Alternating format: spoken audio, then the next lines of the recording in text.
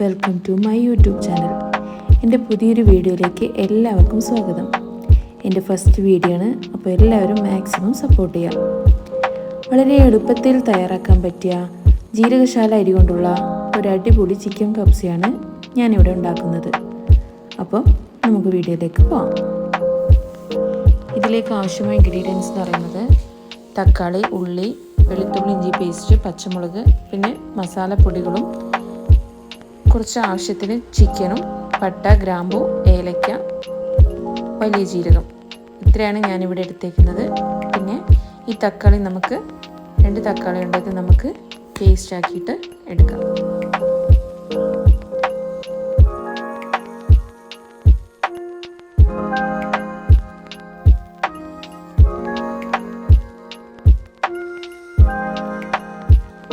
ഞാനിവിടെ നോൺ സ്റ്റിക്കിൻ്റെ ഒരു പാത്രമാണ് എടുത്തത്. അപ്പം പാത്രം നന്നായിട്ട് ചൂടായിട്ടുണ്ട്. അപ്പോൾ അതിലേക്ക് എണ്ണ ഒഴിച്ചു കൊടുക്കാം.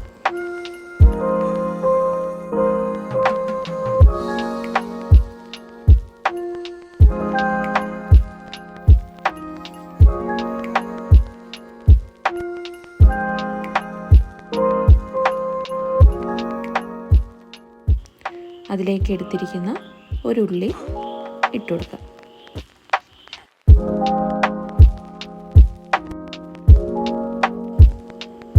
അതിനുശേഷം ഇഞ്ചി വെളുത്തുള്ളി പേസ്റ്റും കൂടെ ആഡ് ചെയ്ത് കൊടുക്കാം.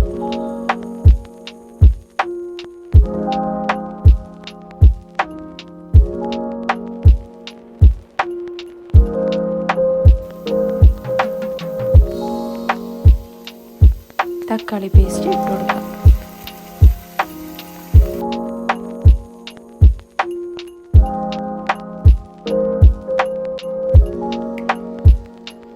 എടുത്ത 2-3 പച്ചമുളക്,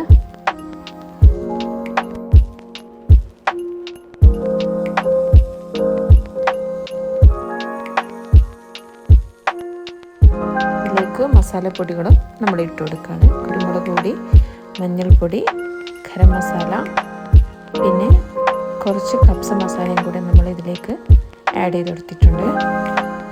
ഇതെല്ലാം കൂടെ നന്നായിട്ടൊന്ന് മിക്സ് ചെയ്തെടുക്കാം. ആവശ്യത്തിന് ഉപ്പും കൂടി ചേർത്ത് കൊടുക്കാം.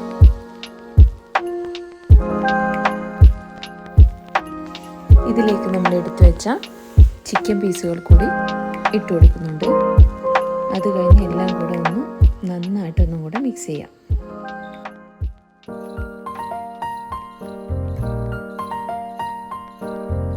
അപ്പോൾ ഈ ഒരു കപ്പിലാണ് ഞാൻ അരി എടുത്തേക്കുന്നത്. അപ്പോൾ അതിൽ 1 കപ്പ് വെള്ളത്തിൽ നമുക്ക് ആ ചിക്കൻ ഒന്ന് വേവിച്ചെടുക്കാം. ആ സമയം കൊണ്ട് നമുക്ക് കുറച്ച് ചിക്കൻ നമ്മൾ മാറ്റി വെച്ചിട്ടുണ്ടായിരുന്നു, അതൊന്ന് ഫ്രൈ ചെയ്തെടുക്കാം.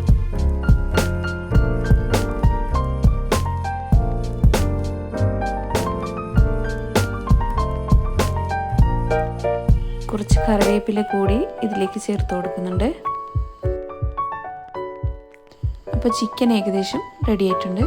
അപ്പം 1 കപ്പ് അരിക്ക് 1.25 കപ്പ് വെള്ളമാണ് ഞാനിവിടെ എടുത്തേക്കുന്നത്. അപ്പം ഓൾറെഡി നമ്മൾ ചിക്കൻ വേവിക്കാൻ വേണ്ടി വെള്ളം ഒഴിച്ചിരുന്നു. ബാക്കി വെള്ളം ഒഴിച്ചു കൊടുത്തിട്ട് അടച്ചു വയ്ക്കാം.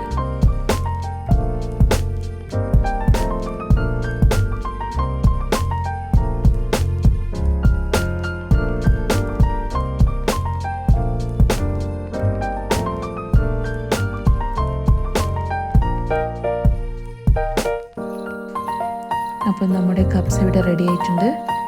തീർച്ചയായിട്ടും എല്ലാവരും ട്രൈ ചെയ്ത് നോക്കുക.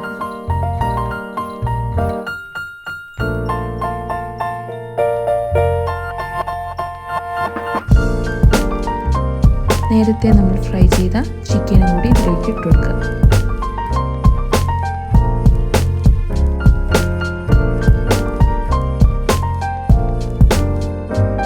അപ്പോൾ വീഡിയോ ഇഷ്ടപ്പെട്ട എല്ലാവരും ലൈക്ക് ചെയ്യുക, ഷെയർ ചെയ്യുക, സബ്സ്ക്രൈബ് ചെയ്യുക. അപ്പോൾ ഇനി പുതിയൊരു വീഡിയോയിലേക്ക് കാണാം. ബൈ.